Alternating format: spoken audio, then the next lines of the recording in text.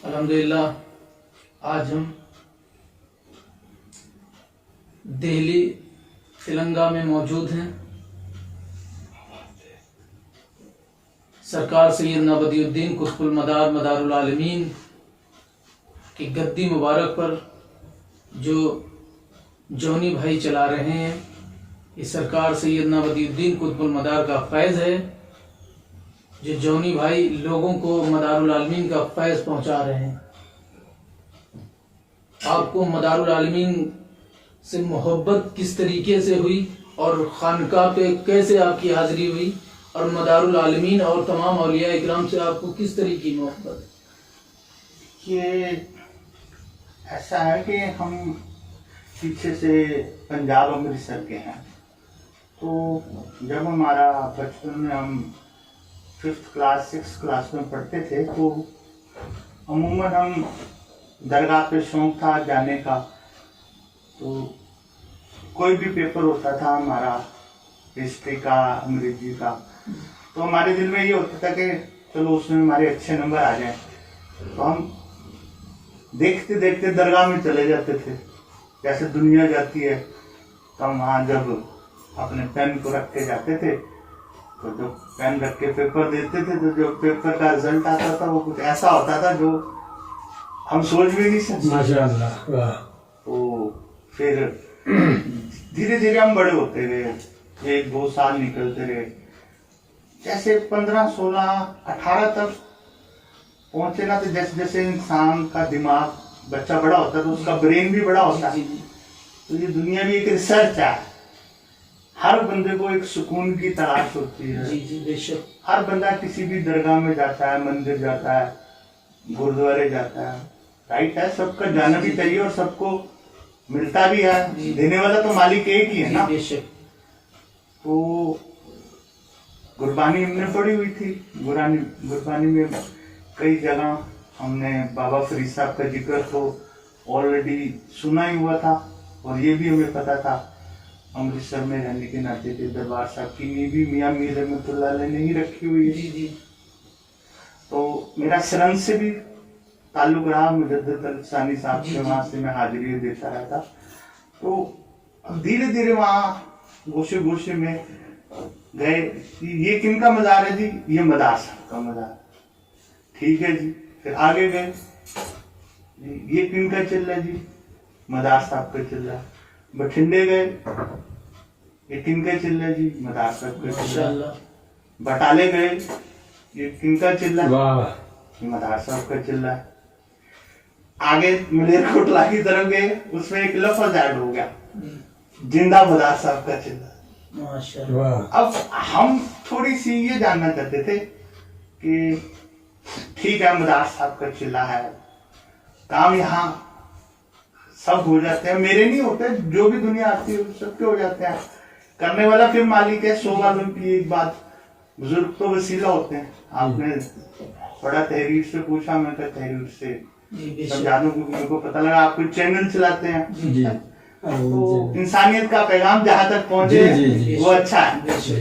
ठीक है ना, क्योंकि मामला तो मोहब्बत से ही होता है। फिर आप मटनपुर से कैसे गए? तो मेरे को तो पहले पता नहीं लगा कि ये दरगाह है कहाँ जी। मैं तो फिर अजमेर शरीफ हमारी हाजिरी होती थी। अब जब अजमेर शरीफ में हमारी हाजिरी होती थी तो गाड़ी उससे पहले एक स्टेशन पर रुकती थी, उसका नाम मदार था। वाह। मैंने सोचा, मैं कहा इसका मतलब मैं भी मदार साहब यही होंगे। तो मैंने फिर अजमेर शरीफ जो खद्दाम नजर आता उनसे पूछा, मैं भैया अजमेर स्टेशन से पहले मदार स्टेशन है, तो वहाँ क्या मदार साहब की दरगाह? कह रहे नहीं, वो भी मदार साहब का चल रहा है। मैं और कंफ्यूज हो गया, कोई ऐसी हिंदुस्तान में जगह बची ही नहीं जहाँ मदार पाक का चिल्लाना ना। बहुत बहुत बुजुर्ग हैं, एक से एक हस्तियां हैं। जी जी। लेकिन मेरी नोटिस में जो मैंने देखा कि एक बुजुर्ग एक अपनी जगह के आराम फरमा होना एक अलग चीज है, लेकिन एक बुजुर्ग के इंटरनेशनल लेवल पे चलने होना, दिस इज ए डिफरेंट जी। माशाअल्लाह। इवन जब मैंने नेट साइट स्टडी किया तो मैंने पाकिस्तान में भी नक्शे में बताया, वहां भी बड़े चल रहे हैं। जी। तो दिन पर दिन हमारी कैफियत बढ़ती जा रही थी। वाह। ये मामला कहाँ से है। वहां से फिर मैंने ठाना कि मैं कभी हम किसी न किसी तरीके कुछ भी हो जाए मदार पाक की बारगाह में एक बार तो हाजिरी जरूर दें। वाह। तो बस वहां से भी मेरा पहुंचने का रास्ता चालू हुआ। और मेरा अभी तक यही मानना है कि हिंदुस्तान की कई खानगों में कई बुजुर्ग ऐसे हैं जो अभी तक वहां पहुंचे ही नहीं, लेकिन मैं खासा खुश नसीब रहा। मैं इसे 30 साल पहले ढूंढ चुका था। जी जी।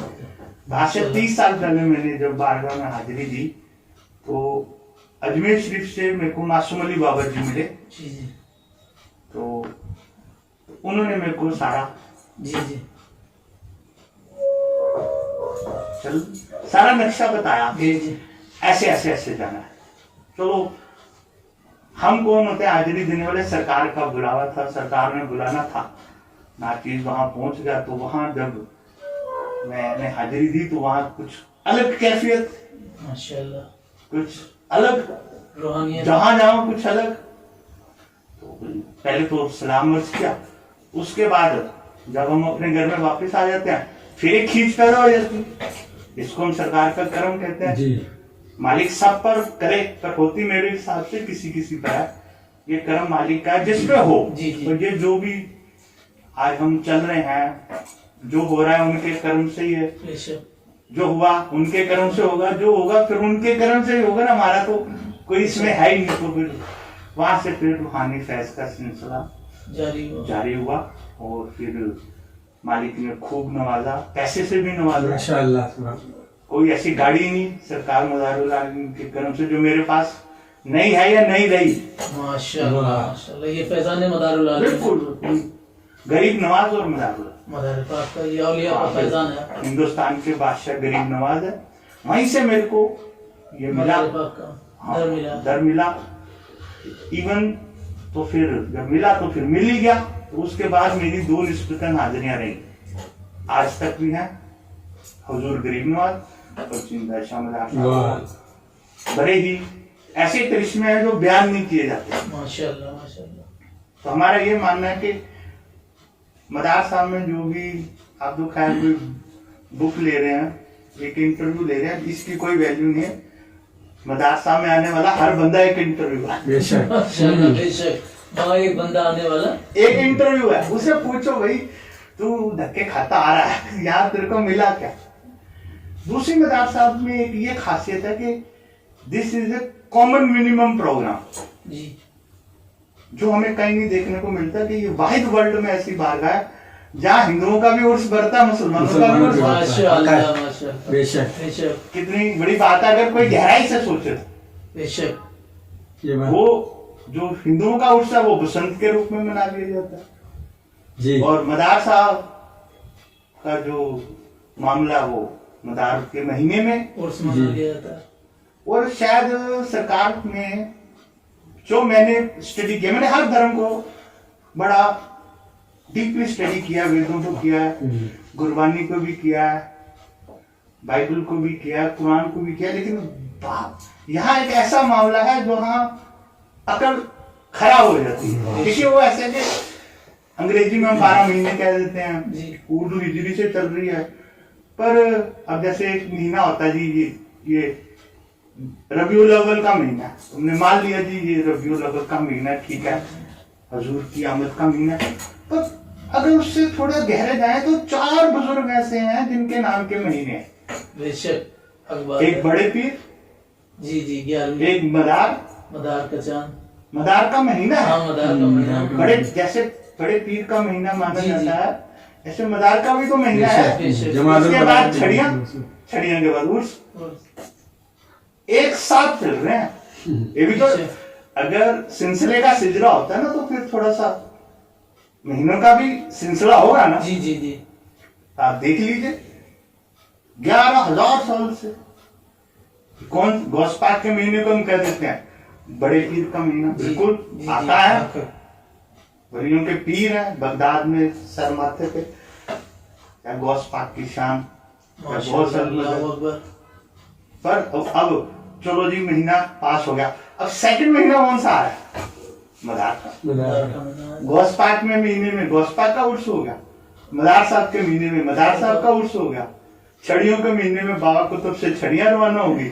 जैसे ही छड़ियां अजमेर पहुंची तो गरीब नवाज का महीना, रजब का महीना को उर्स का महीना कहते हैं। बेशक, रजब को हम अपनी सूफी में उर्स का महीना कहते जी। हैं। उससे पहले वाले को छड़ियां, उससे पहले मदार।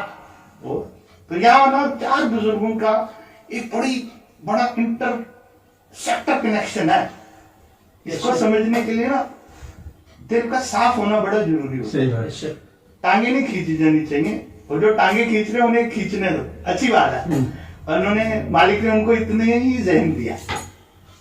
ठीक है, बड़े पीर, मदार, छड़ियां, उर्स, 4 बुजुर्ग ऐसे हैं जो अल्लाह ने, मालिक मुख्तार ने, जिनके नाम से महीने रखे गए। तो मेरे को ये कहने में कोई शुबा नहीं है कि मेरे आका के नाम से भी महीना है, बेशक, जो कि हजारों साल से चला है। बेशक, बेशक। बुजुर्ग तो बहुत है, लेकिन सब सर माथे पे है, लेकिन जो मकाम गौस पाक का है हिंदुस्तान में, उनके नाम का अगर महीना, मदार साहब का महीना, बाबा कुतुब साहब का महीना और अजमेर शरीफ उसका महीना, तो फैज के लिए इतना काफी है। बेशक, क्योंकि वहाँ चादर फूल नहीं देखे जाते, वहाँ दिल देखा जाता है। बेशक, हक बात है। भैया ना हम बैठे हैं, ना हम गद्दी को मानते हैं, ना गद्दी है, वो उनका है फैज। जी।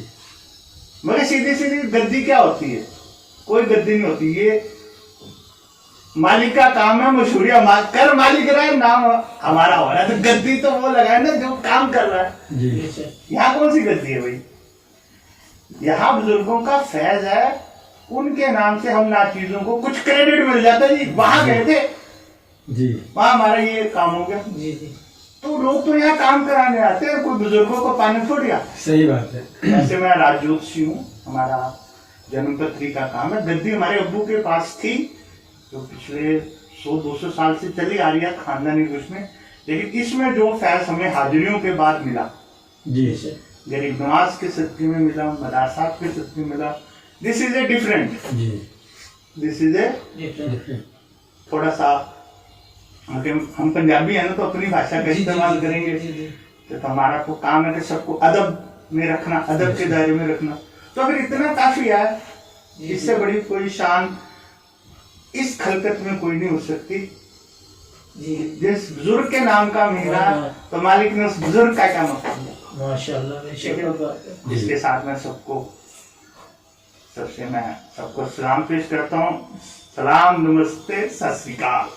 हम सब एक हैं हिंदुस्तान में, और खुशनसीब हैं कि एक ऐसी धरती पे रहते हैं जहाँ हर मजहब में प्यार है, और तमाम बुजुर्गों की धरती है। वाह। मेरे लिए ये बड़ा अजर है कि बड़ी शान की बात है कि मैं एक ऐसे मुल्क में रहता हूँ जहाँ चप्पे चप्पे में गुरुद्वारा है, चप्पे चप्पे में मंदिर है, चप्पे चप्पे में दरगाह है। कम से कम हिंदुस्तान में इजराइल जैसा हाल